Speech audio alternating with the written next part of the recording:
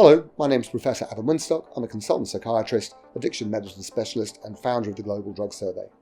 In this video, I want to talk about alcohol withdrawal and the basics about treating it.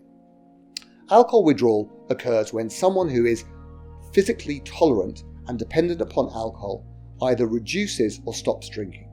It happens because the way that your body and brain adapt to chronic alcohol consumption is to adapt. It adapts by your brain changing, so it becomes less sensitive to the impairing effects of alcohol. It also adapts by your liver getting bigger, so it can break alcohol down more quickly. Tolerance occurs because alcohol is no longer having the same effect because of those adaptive changes. When someone who is physically dependent on alcohol cuts down or stops, those changes become maladaptive, and as a result, you experience physical and psychological withdrawal. A lot of people get really confused saying, this drug causes physical dependence, this drug causes psychological dependence.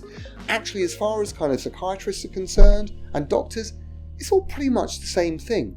What's important is that withdrawal symptoms from some drugs, like alcohol, can be life-threatening. The earliest withdrawal symptoms that most people experience are anxiety, sweating and shaking. They often start between about 6 and 12 hours after their last drink. And that the longer that person goes without drinking, the worse those symptoms become, but people also start experiencing other symptoms.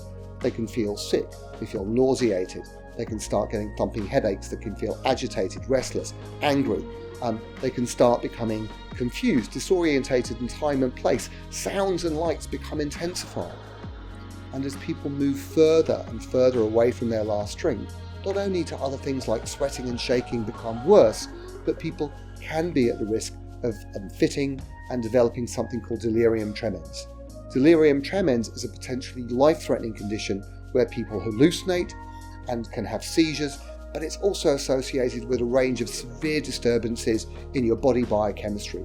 It's very often also associated with things like infections.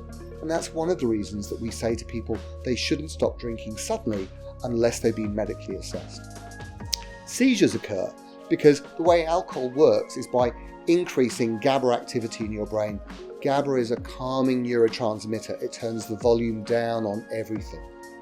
When alcohol is removed and GABA activity reduces, you get an outpouring of glutamate activity.